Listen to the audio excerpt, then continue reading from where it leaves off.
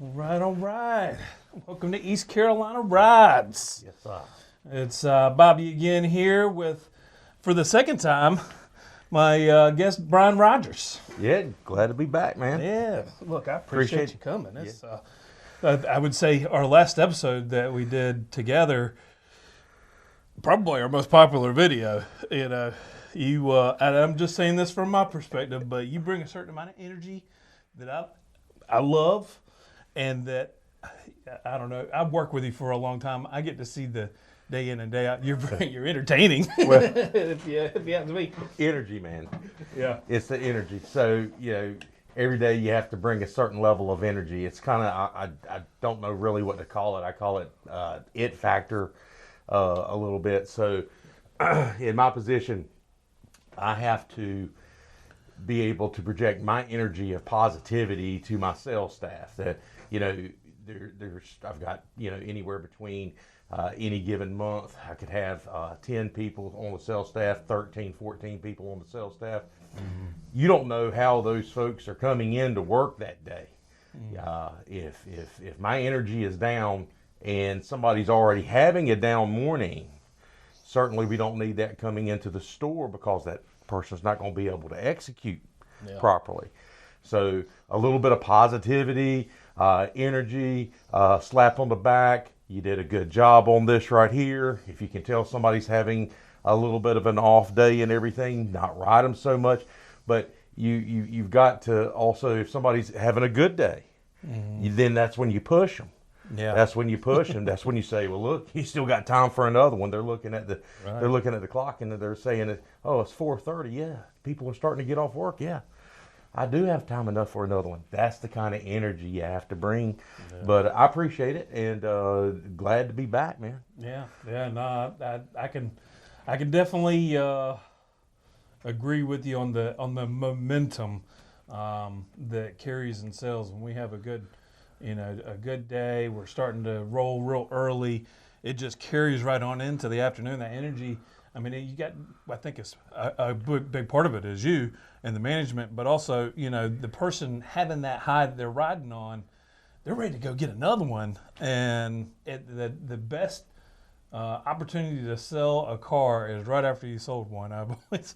It's always the case. Yeah, you already got that energy. You already got that. Well, think good about vibe. it. Your confidence level is already up here. Yeah. Your confidence level's already up here. You've already got and I've seen on the other podcasts, especially whenever Anthony was on, talked about that feeling, that almost euphoric feeling of selling a car. Mm-hmm.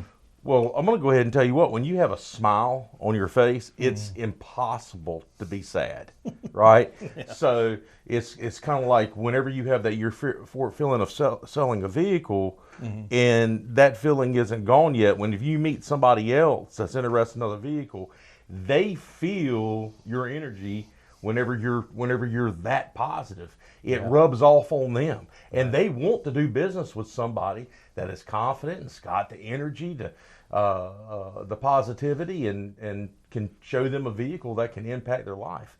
Yeah. And likewise, if somebody works a car deal and for whatever reason it doesn't work out, let's say you have a customer, you got approved, the income doesn't check out, and then your deal blows up.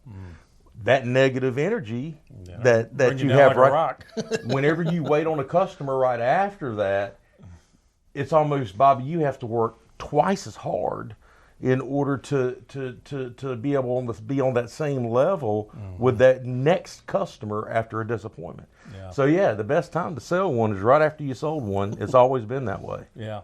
No, that's it's something we talk about a lot in sales. We talk about how contagious that energy is, and I'm a true believer in that. I mean, when you've got that, it's just a feeling in the air.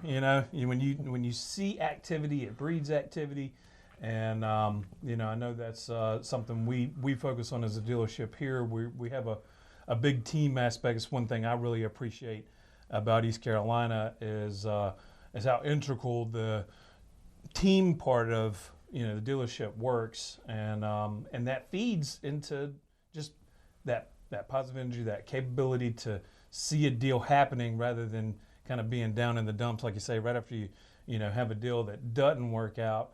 You tend to want to kind of throw yourself a pity party, and in sales, if you're going to be successful anyways, you got to pick yourself up. You got to kind of have a short memory and just move on. I call it like being a quarterback. I bring that analogy a lot. Even the best quarterbacks, Peyton Manning, Tom Brady, all of them has thrown an interception. But you know what they do when they get back on the field? They don't even remember that. It's gone. It's out of their mind. They don't remember it. Now, they'll remember it whenever they watch film the next day and correct. But as far as it's still in that game, they put it behind them and they march forward. So, yeah, that's kind of like how I compare it. Yeah. Yeah, you wonder sometimes when you're watching football, like, man, that dude just threw 2 interceptions. Why are they keeping him in the game? But they know that quarterback is. Well, you want to see the guy behind the play. That's the reason why. That's right. Yeah, you got to put your top star in when it matters, and know that you got to be confident in them, and that's something I see coming out of you a lot and I think that football history and background really. Well, it's competitive. Yeah, it's a competitive spirit. It's even in the locker room and stuff like that. I was a vocal leader on the field, vocal leader, but it's more like passion and energy. And again, same scenario, kind of rubbing off and contagious on your team. You get hyped up, you start slapping people's helmets and everything else. Everybody starts going, Right, yeah. So, and at that particular time on the next play, you're going to be bringing more energy than the next team. Yeah. It's basically the exact same concept. I bring up a lot of football analogies when I'm talking to you guys because that's kind of what I relate with. Thankfully, so many people's participated in high school athletics, whether it be basketball, baseball, wrestling, or whatever. A lot of people have got that competitive spirit. As a matter of fact, whenever I interview somebody for a sales consultant job, one of the things that I ask in my interviews is, have you ever played sports? Right. So one of the reasons why I ask that is I want to see if they got a competitive edge on them. Right. Now, in sales, we talk about a team aspect. Here at East Carolina, really try to build the culture around our values that we have in RIDE. So whenever you have everybody working on commission individually, being able to create a team culture is a challenge because you have people that are here to make a living for themselves and their family, and what they do determines their income. Not what the team does determines their income. Yeah. So sometimes I throw a team bonus out there. Right. If the team eclipses this, then everybody that participates in sales on that particular day will get this. So you try to build a team culture with a bunch of individuals on individual commissions. Yeah. Tough, but it gets done. Well, I think a lot of people that aren't in sales maybe don't get that, and I look at it for the longest time. I mean, my first probably 2 or 3 years, I felt like I fought and scraped for everything I could try to get because the culture was not the same as it is now.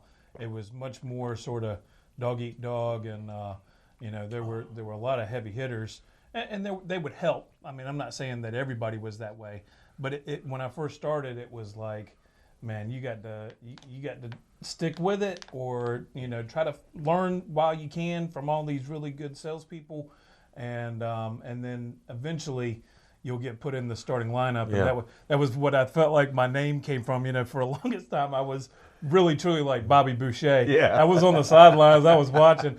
I was like, man, I'll you guys need some water? You want me to hold the door for you here? But then eventually, I figured out the game, and I started to. It's a rite of passage in the car business, is what you went through, right? Yeah, no doubt. And rookies in the car business and everything, they have to go through a rite of passage. Going out there, standing on a lot for a long time, and then a customer pulls up after 2 hours of waiting. A customer pulls up. And now the new people are experiencing what you experienced. And somebody pulls up in front of the dealership. Hey, welcome to East Carolina Chrysler Dodge Jeep. Yeah, is Bobby here? you know. Yeah. So Yeah, they're yeah. like, yeah, Yeah. he's inside. I get him. But Let me get this door for you. it's sort of a rite of passage whenever you first joined the car lot. But Bobby, here you are with the hottest podcast in automotive industry. Well, we'll see how the momentum carries. Look, I'm excited for where this podcast is going to go. I feel like you got to start small to see the big picture and to also grow and to make this into something a little better. And I really truly feel that every week we come in here with an opportunity to grow and learn. Anybody that comes in here gives me a chance to learn and to honestly get a little bit more comfortable in front of a camera. That was one thing for the longest time I struggled to do it, to get out there and do YouTube videos. I felt like I was like an alien or something, and it just was a mentality thing you got to break through sometimes. I had no problem talking to people, but when I got in front of a camera, and the same thing when I was playing music, I felt like I couldn't perform the same kind of way if I knew somebody had a camera and was recording me. Mm-hmm. And once you break through that a little bit, and now that we're on episode 23, I had some YouTube stuff before, so I felt like this was like the natural next thing to do. Mm-hmm. But I've started to get a little more comfortable behind the camera, and man, you were made for the camera. I don't know. That just I feel like when you do commercials for the East Carolina, that like it should get broadcast on TV sometimes instead of just Facebook. But that's just me. Some people just got it in front of a camera. You ain't got to work too hard for it. But I had to work at it. I can't explain anything about that. I mean, I is who I is. Yeah. It was getting a little too meta, maybe because we're sitting here, videoing at the same time Yeah. as we're talking about it. But I look for opportunities of growth. I found out that essentially our competitor is coming out with a podcast, and so I'm like I say, that competitive edge in me now in this realm is going to grow, and I want to continue to elevate and see where we can go next. But I really do appreciate you coming out today, because I talk with people that haven't been in the business long or have been in the business a long time.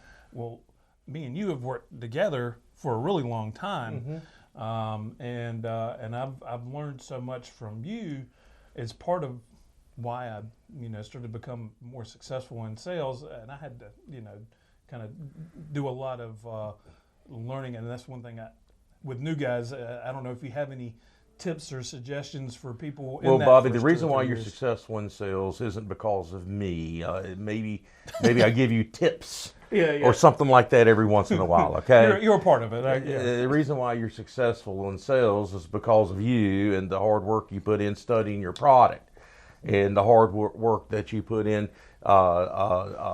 being able to tell people with concrete evidence, by the way. So you don't say anything off the flight. What I mean is you aren't going to tell somebody something that they want to hear. Okay, you're pretty much grounded in every single way, but the knowledge that you have of these vehicles out here far outweighs anything else you can bring to the table, because you are an expert. And so that's on you. And so that's the reason why you're successful, is because you put into work to be successful and to actually be knowledgeable.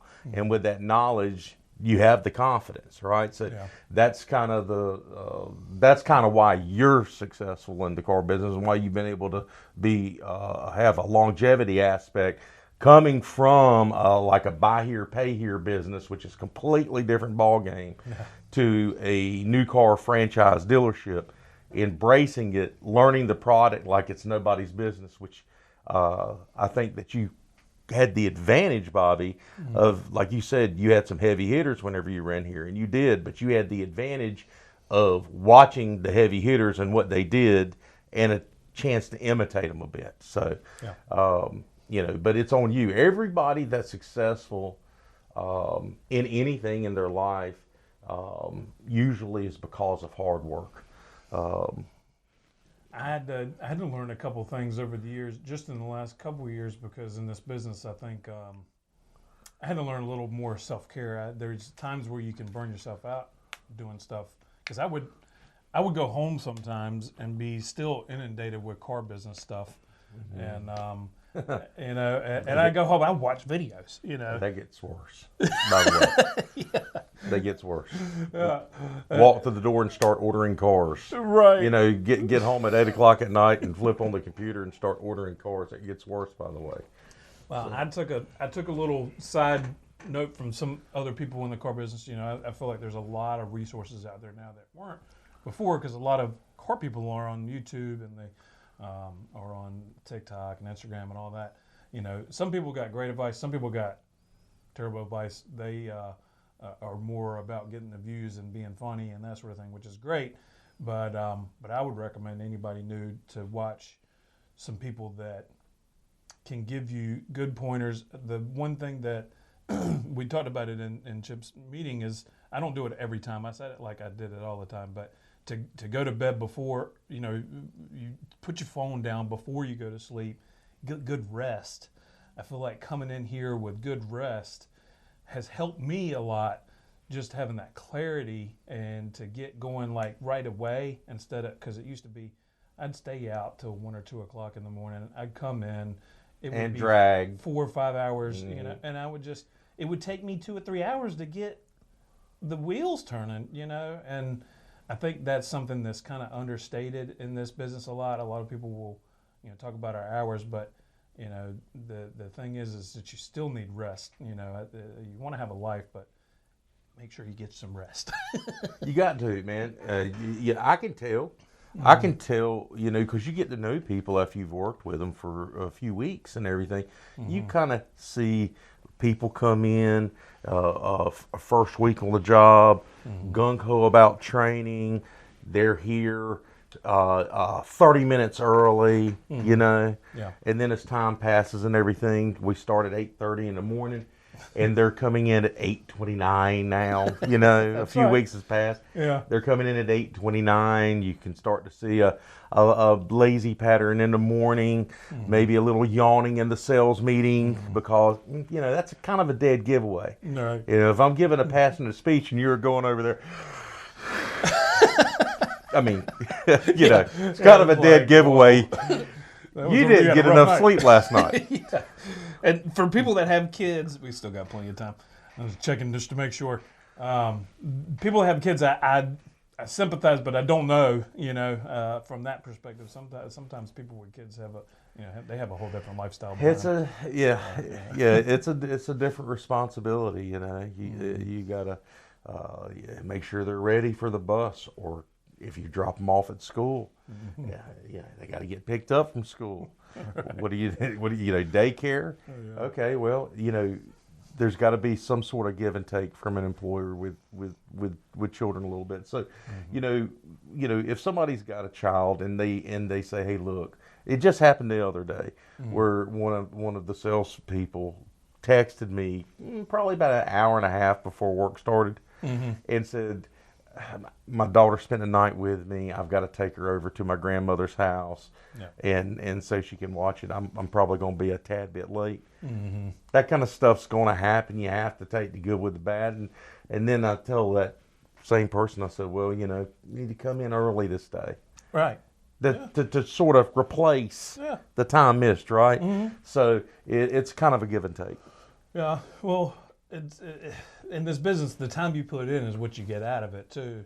But you have to use your time wisely. Which there's some freedoms in the car business where, I mean, you can come in and do absolutely nothing in this business, and it ain't gonna last long, because you're eventually gonna have bills that rack up, and suddenly you're like, daggone, I just wasted away the whole month. What do I do now? Well, you know, thankfully the new month starts. Right. You know, but you gotta get yourself in gear, and you know, that's something that even for veterans it's tough, because you can get in that little lull. You can find yourself suddenly not either doing the things you're supposed to do, making phone calls, or, you know, texting, emailing, but paying attention to the lot. Sometimes, you know, there's a whole big balance that goes on in sales that you got to use every minute to your advantage, or else you're losing. Well, there goes into another thing about what we say all the time, and Chip touched on it. I touch on it a good bit in meetings. George definitely touches on it. Plan your day. So one of the things, though, I'm going to go ahead and tell you in this business, one of the things, you can plan your day all you want to, okay? And I do. Yeah. I have a list of 5 objectives I've got to get done today. I got commissions. Rod emailed commissions last night, so I've got commissions to do. And but I've got usually about 4 or 5 bullet points that I have to do. Right. And those 5 bullet points I have to get done during that day. So that's kind of like my outline plan. The real plan starts whenever you get here, because you don't know exactly what's going to happen. Right. You can have somebody that calls you, "Hey, Brian," and they're mad. "Hey, Brian, look, that truck I got from you 2 weeks ago and everything, it's got a check engine light on and it's running a little rough. I need to bring it in there." Not a problem. Right. Not a problem. You have to take that and embrace that, right? Yeah. It's not a problem. It is, but we're going to take care of it, right? So opportunity. In the real existence of it, it's not a problem because I'm going to take care of it. Right. So that's right. But those kind of unexpected things sort of put a value in your day. See, I think of a customer calling me in a little upset or something like that. Maybe their check engine light came on, maybe their fuel tank gauge bobber is not working right or something like that. Right. That is something where I can build upon the relationship and help this person. That's the way I think about it. Yeah. I don't think about it as, this is something else I got to do. You know. Yeah. So there's a mindset there of helping people that really helps your day flow along, right? And again, it all starts with a positive mindset. Yeah. Well, that's a very important point, though, is that flexibility, because in sales, is a quote from Mike Tyson, everybody's got a plan until they get hit in the mouth, or something along those lines. And sometimes, you'll get a unexpected thing that pops up. A customer pops in, you got 4 or 5 things that you had planned to do, and you have to serve the person that's in front of you. A lot of times, they're not going to sit and wait for you to do 3 emails and 2 calls before you help them, but you got to sort of set it aside and then prioritize what's the most important. And, that's kind of something I do every morning. I don't necessarily plan my day. I know I'm going to get interrupted multiple times. I plan my day, but I prioritize certain things, like you say, a bullet point list, basically. What has to get done. I put in my follow-ups, the way that I do it, and this might help some other salespeople here or just that use eLeads, but I put a little high priority mark on a task, and when I do that, it pops all the way to the top, and I know that's absolutely got to get done, or that's utmost importance at least. To make sure not to lose focus or lose sight of doing that part. And it may not even be a customer I'm selling. It may be somebody I need to follow up with that, hey, we need to make a second key, or we had something that we promised them that we're going to fulfill, to not let it slip by the wayside, because as you have said many times, your sale is not done until the delivery, but also all your WEO items have been completed. You don't want to leave that just hanging. Until you fulfilled every single promise you promised that customer, that sale is not done. That is a key. It's a key fact in the car business. Yeah. You have to keep up with the customer. So it's kind of like we sold a truck. Customer wanted chrome factory running boards. But the customer didn't want the cab length; they wanted the wheel to wheel, so we had to order them. Right. The parts department says it's going to take 2 to 3 days. Well, we need to check on that. Maybe in the second day, we need to check on that with the parts department, and it's up to the salesperson in order to do that. Okay, you just can't have a magical. The parts department isn't going to go, "Oh, these steps came in. They're And high. they may, but you can't rely on that. Well, no, you can't rely on it, but they're not going to go. The parts department's not going to go in. Oh, these steps are so important. These steps are for a customer that purchased a truck 2 days ago, right? Right. The parts department's not going to do that. Yeah. But the salesperson will. Right. But the salesperson has to prioritize. Hey, I need to check on these steps for Mr. Smith and his for his new truck, and then once you check on it and everything, then you tell the parts department how important it is, you know, and then you relate to the customer, hey, your steps are in. Let's go ahead and get you. Let's go ahead and get you in. Speaking of trucks, can I talk about some of the truck specials we got? Yeah. Hey, look, this is a good way to get close to close. You know, we got our meeting at 2:35 on the dot. 2:35, 8:35 on the dot. Yeah. What's the Yeah, 2:35. I got something else going on. That's what's in my mind. But yeah, absolutely. I mean, the truck deals. We've been highlighting them. What's going on right now in the truck world? Okay, I know it's been mentioned, but truly, we have majorly discounted a lot of our trucks right now, and the new trucks that I've had for 90 days or more, I have discounted those vehicles so heavy. You're getting the vehicle, and you can take me at my word or whatever. You can test it out and show you the invoice. I don't care. Yeah. But yeah, I'm selling the vehicles for $1,000 under our dealer cost.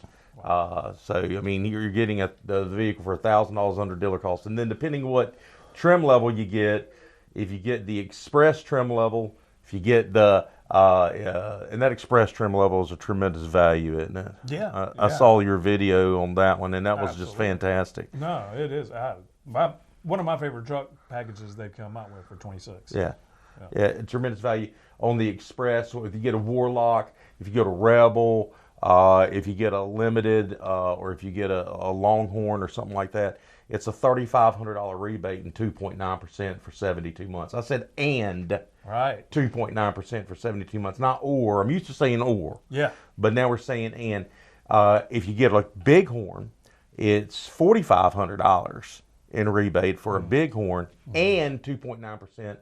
And don't forget those heavy discounts from the dealership.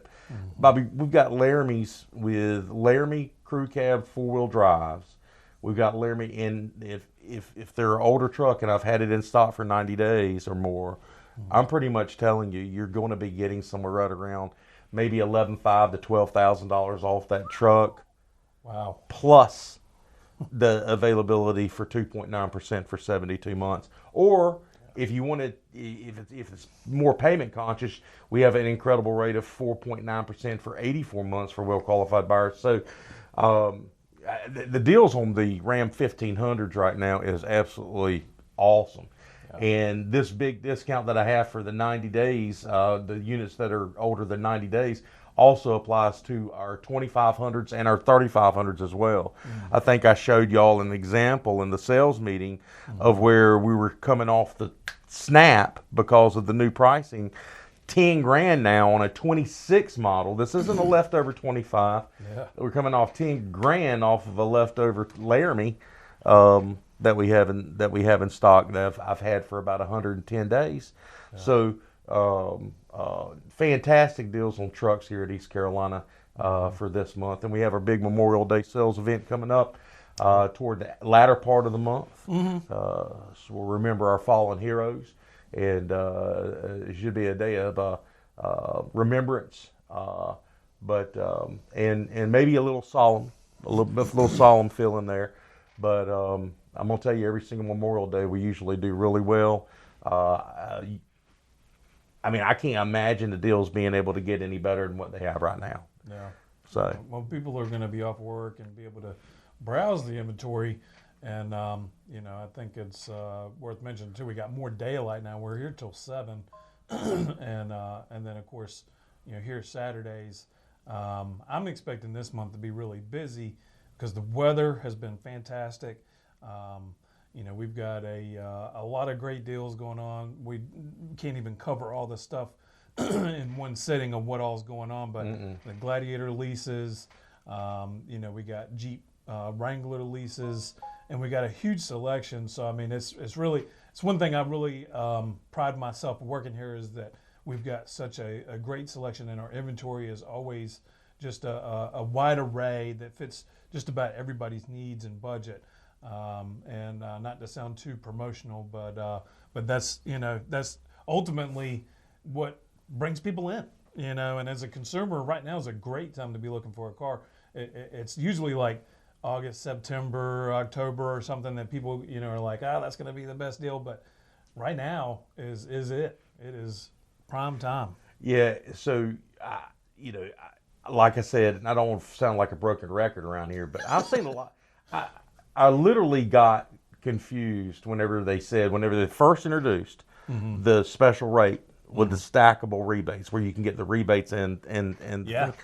because it's so many years you were going, oh, well, you get a big $6,000 rebate, or you can get 2.9% for 72 months. Right. Now you're talking about both? Yeah. Yeah. We just worked the deal yesterday. I saw it with my own two eyes, it's happening. We're doing the deals, and take advantage. If you're a customer watching this, you need to come see us. But if we don't get rolling, we're going to linger in the meeting a little late. We don't need to be late to G-Dub's meeting. No. But Brian, appreciate you, and absolutely, man. Maybe we can keep doing this every now and then, or more frequently. But I'm looking forward to a great month, and I really appreciate you being here. It's always a pleasure. Appreciate you having me back. We'll see y'all next week. Thanks for watching East Carolina Rides. See y'all.